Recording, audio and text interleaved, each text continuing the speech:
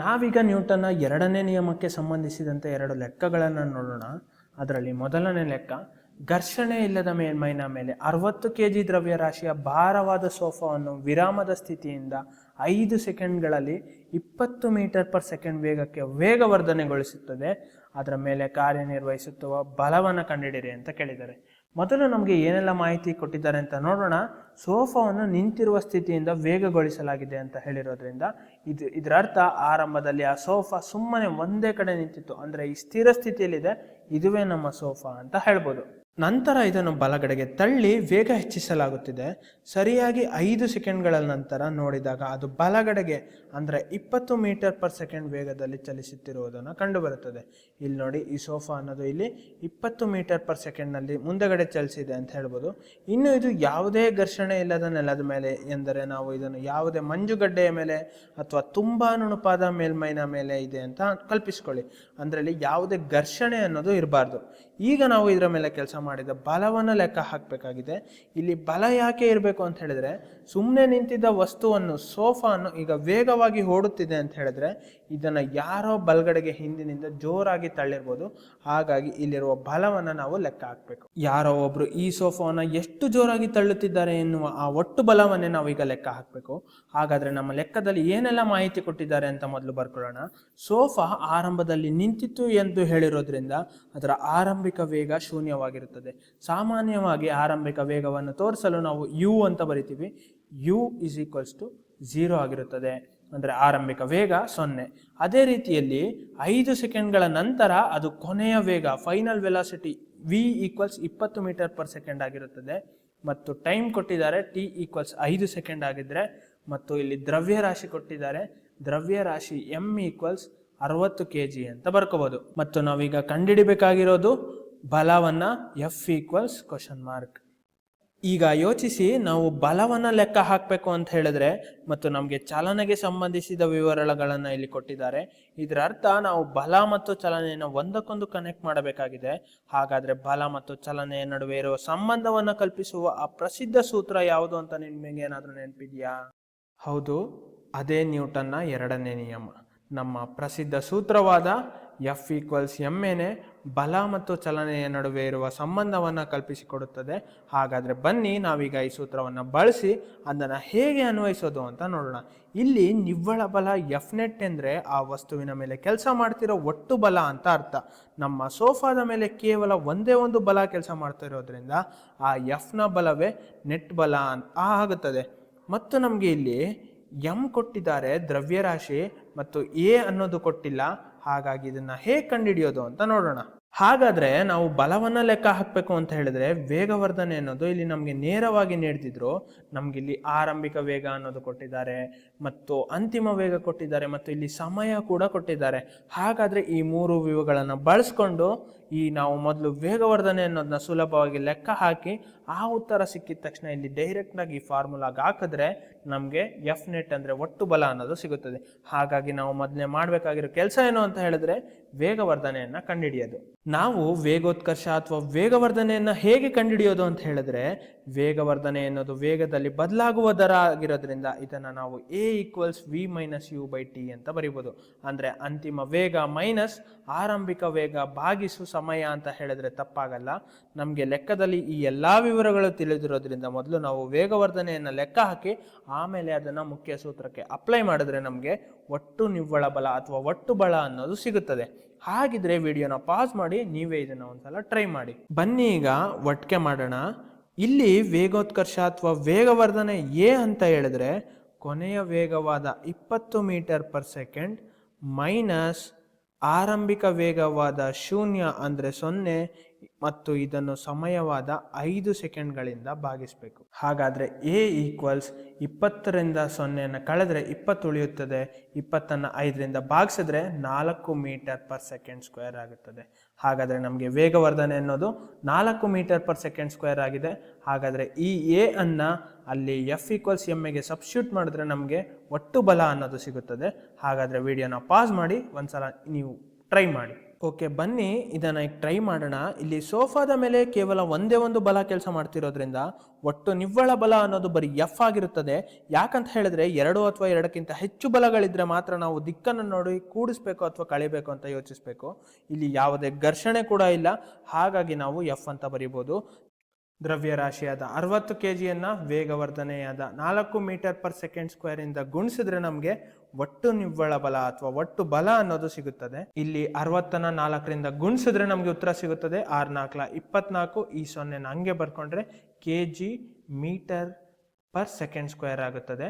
ಹಾಗಾದ್ರೆ 240 kg metre per second square ಅನ್ನೋದು ನಮ್ಮ ಅಂತಿಮ ಉತ್ತರ.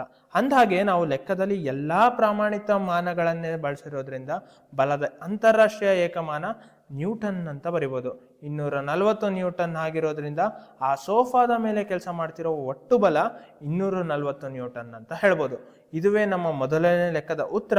ಹಾಗಾದ್ರೆ ಎರಡನೇ ನಿಯಮಕ್ಕೆ ಸಂಬಂಧಿಸಿದ ಮತ್ತೊಂದು ಲೆಕ್ಕವನ್ನು ನೋಡೋಣ ಬನ್ನಿ. ಈ ಲೆಕ್ಕ ಏನು ಅಂತ ನೋಡಿದ್ರೆ, ಜೀಪ್ನ ಚಾಲಕನು 30 ಮೀಟರ್ ಪರ್ ಸೆಕೆಂಡ್ಗೆ ವೇಗದಲ್ಲಿ ಚಲಿಸುತ್ತಾ ಬ್ರೇಕ್ ಹಾಕುತ್ತಾನೆ.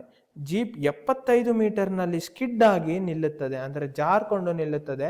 ಜೀಪ್ನ ದ್ರವ್ಯರಾಶಿ ಚಾಲಕ ಸೇರಿದಂತೆ 1000 kg ಆಗಿದ್ದರೆ ಜೀಪ್ ಮತ್ತು ನೆಲದ ನಡುವೆ ಇರುವ ಬಲವನ್ನ ಕಂಡುಹಿಡಿಯಿರಿ ಅಂತ ಕೇಳಿದ್ದಾರೆ. ಇಲ್ಲೂ ಕೂಡ ನಮಗೆ ಕೊಟ್ಟಿರುವ ಮಾಹಿತಿಯ ಪ್ರಕಾರ ಒಂದು ಚಿತ್ರವನ್ನ ಬಿಡಿಸೋಣ.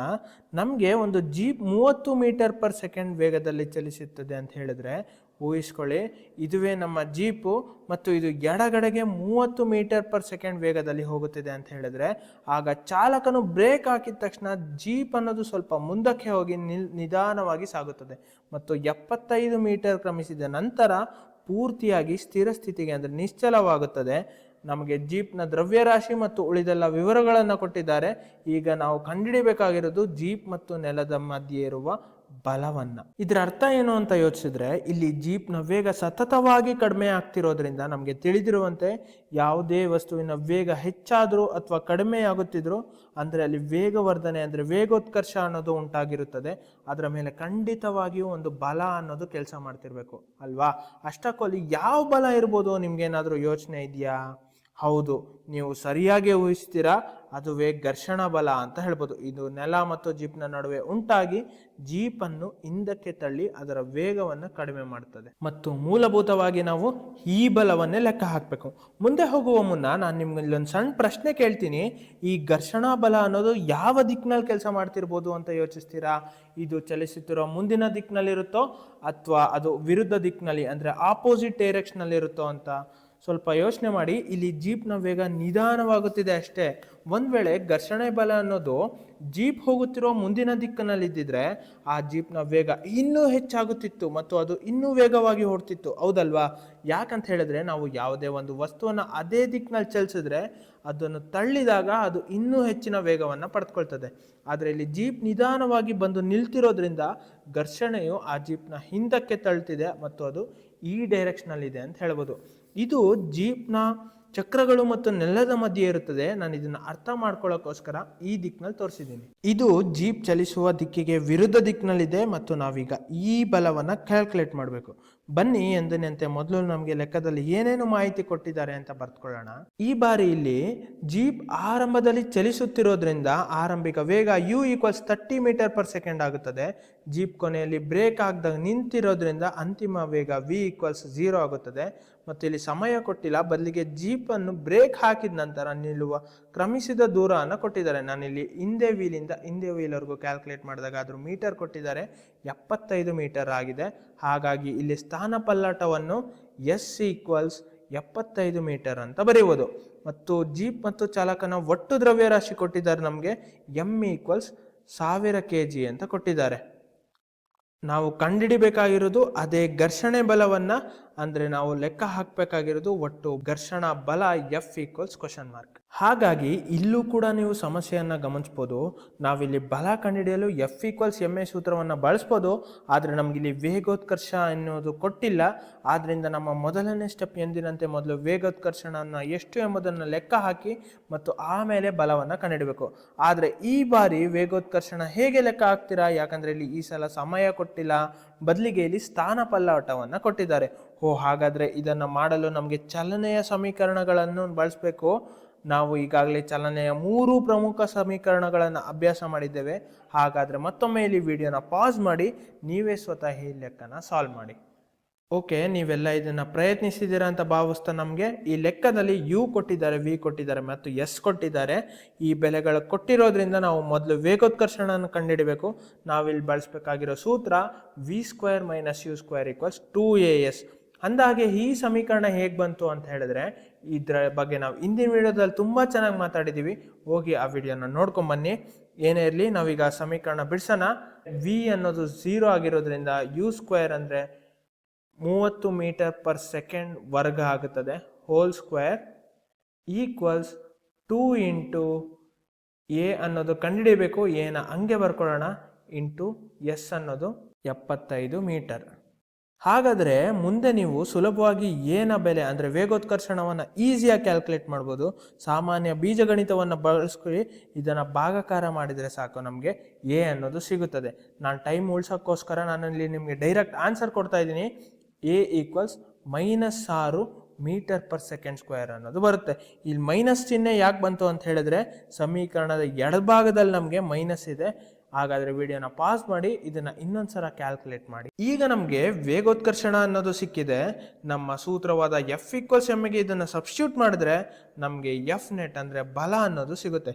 ಇಲ್ಲೂ ಅಷ್ಟೇ ಜೀಪ್ನ ಮೇಲೆ ಕೆಲಸ ಮಾಡ್ತಿರುವ ಏಕೈಕ ಬಲ ಅಂತ ಹೇಳಿದ್ರೆ ಅದು ಘರ್ಷಣಾ ಬಲ. ಹಾಗಾಗಿ F= ಮಾಸ್ ಕೊಟ್ಟಿದ್ದಾರೆ, ದ್ರವ್ಯರಾಶಿ 1000 kg ಇಂಟು ಗುಣಿಸು ಎ ಅನ್ನೋದು -6 ಮೀಟರ್ ಪರ್ ಸೆಕೆಂಡ್ ಸ್ಕ್ವೇರ್ ಆಗಿರುತ್ತದೆ. ಇವೆರಡನ್ನ ಗುಣಿಸಿದ್ರೆ ನಮಗೆ ಒಟ್ಟು ಬಲ ಅನ್ನೋದು ಸಿಗುತ್ತೆ 1000 ಇಂಟು 6 6000.